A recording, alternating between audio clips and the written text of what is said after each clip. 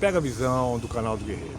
Hoje eu quero trazer à tona um tema que está sendo muito trivial nos nossos dias, né? E muitas vezes nós queremos fugir dele, mas é uma realidade na vida de quase todos nós. Sentimentos que às vezes explodem dentro de nós e nós aparentemente perdemos o controle. Mas eu quero trazer através da palavra de Deus e através da vida de Jesus como lidarmos com algumas circunstâncias. Jesus ficou angustiado.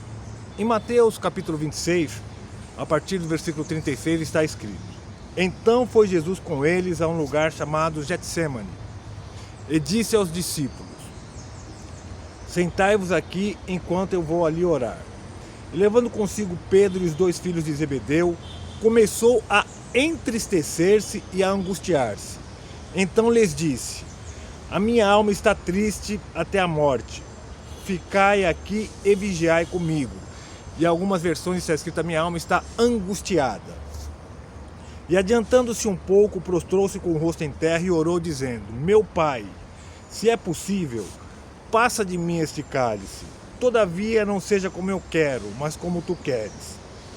Voltando para os discípulos, achou-os dormindo e disse a Pedro: Assim nem uma hora puder vigiar comigo? Vigiai e orai, porque não entreis em tentação. O espírito, na verdade, está pronto, mas a carne é fraca. Retirando-se mais uma vez, orou, dizendo: Pai meu, se este cálice não pode passar sem que eu beba, faça a tua vontade. E voltando outra vez, achou-os dormindo, porque seus olhos estavam carregados. Deixando-os novamente, foi orar terceira vez, repetindo as mesmas palavras. Então voltou para os discípulos e disse: Dorme agora e descansai? Eis que é chegada a hora, e o Filho do Homem está sendo entregue nas mãos dos pecadores. Levantai-vos, vamo-nos. Eis que é chegado aquele que me trai. Uma passagem tremenda. Primeiramente, na introdução desse devocional, eu queria que você compreendesse a Bíblia e ter clareza nas passagens bíblicas, porque precisamos saber que Jesus Cristo, vivendo aqui nessa terra, ele viveu como 100% Deus e 100% homem. É importante, porque muita gente quer falar 50%, não, é 100% Deus e 100% homem. E em determinadas passagens é a manifestação da humanidade de Jesus aqui nessa terra para poder consertar tudo aquilo que houve com o primeiro Adão.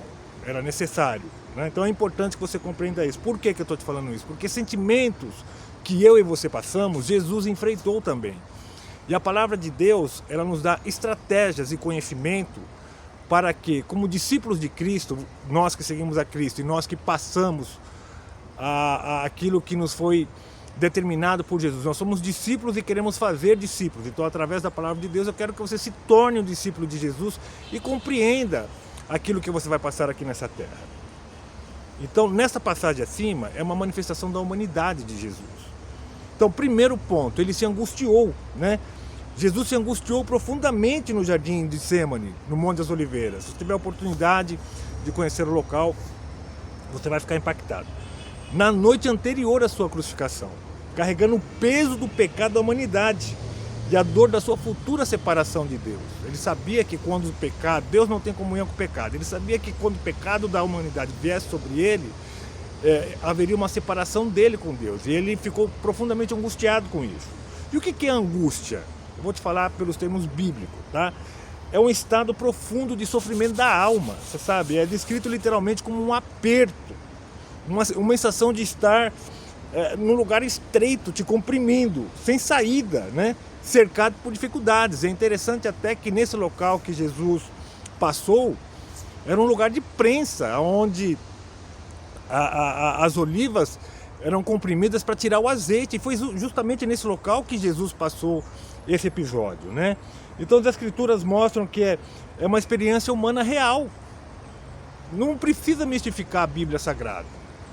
Ela é feita de homens falhos, homens que foram de uma genealogia ruim, foram bons, homens ruins, que foram de uma genealogia boa, não temos argumento para deixarmos de ser discípulos de Jesus.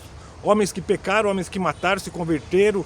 Não podemos ser religiosos a limitar quem Deus pode usar, quem Deus não pode usar, que situação eu vou passar, que situação não vou passar, porque a Bíblia é completa. É o manual do ser humano aqui nessa terra. Nós somos constituídos por Deus e Deus deixou o manual aqui para nós. Vamos lá.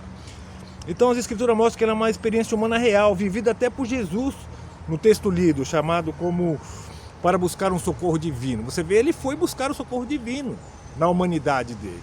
Busque, quando você estiver angustiado, o socorro divino. O local é muito interessante. Após a ceia da Páscoa, Jesus foi com seus discípulos para o Getsemane, cujo nome significa prensa de azeite, simbolizando o esmagamento espiritual que ele sofreria ali naquele local. Ele verdadeiramente passou um período de... Tanto é que a revelação da dor, ele disse em Mateus 26:38, minha alma está profundamente triste, numa tristeza mortal. Quantos de nós já não passamos por isso? E às vezes queremos nos achar super-heróis. Jesus pediu que pessoas fossem com ele. Nas suas angústias, busque ajuda. Socorro do alto, socorro das pessoas que estão próximas de você. Vai ser mister você passar como discípulo, como criação de Deus, mas é possível vencer, né? E nós temos estratégia para isso, através daquilo que Jesus venceu por nós. O cálice. Ele pediu ao Pai para afastar dele aquele cálice que representava o julgamento e a ira do pecado, né? O cálice, nesse devocional, eu estou te dizendo que o cálice representava aquela separação que haveria de Deus pelo pecado da humanidade que recairia sobre ele. Então, mas ele se submeteu à vontade, a vontade humana, à vontade divina. Ele, como homem, respeitou a vontade divina de Deus. Contudo, não sejas como eu quero, ele disse, mas como tu queres, em Mateus 26:39. Ele se submeteu. E o que aprendemos com a angústia de Jesus? A humanidade de Cristo. Jesus não era insensível à dor. Ele experimentou o medo, a tristeza, a angústia real da morte e do sofrimento em sua humanidade, né? Tem aquela passagem que eu acho muito tremenda. Ele chorou quando ele esteve no meio da multidão, com as pessoas se compadecendo com a morte de Lázaro. Jesus chorou, está lá na Bíblia, Jesus chorou. E o exemplo da oração, né? Diante do desespero, Jesus buscou a Deus com insistência e fraqueza, chamando de Abba Pai.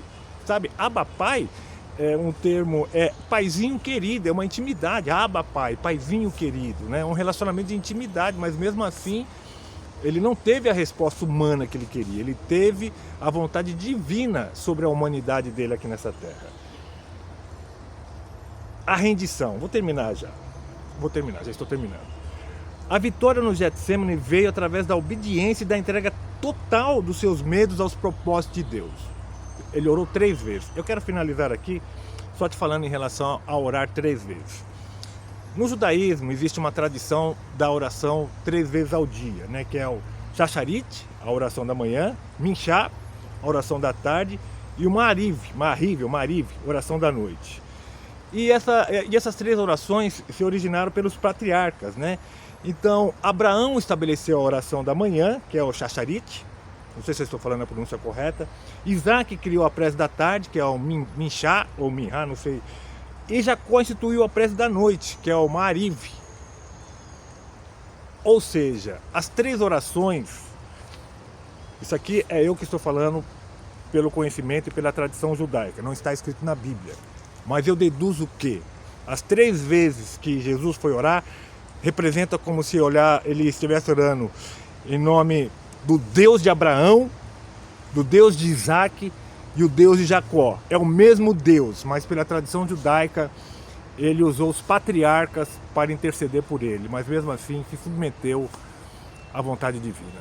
Pega a visão do canal do Guerreiro, saiba tratar com cada período da tua vida, busque ajuda divina, porque verdadeiramente a angústia vem sobre nós. Tenha um ótimo dia.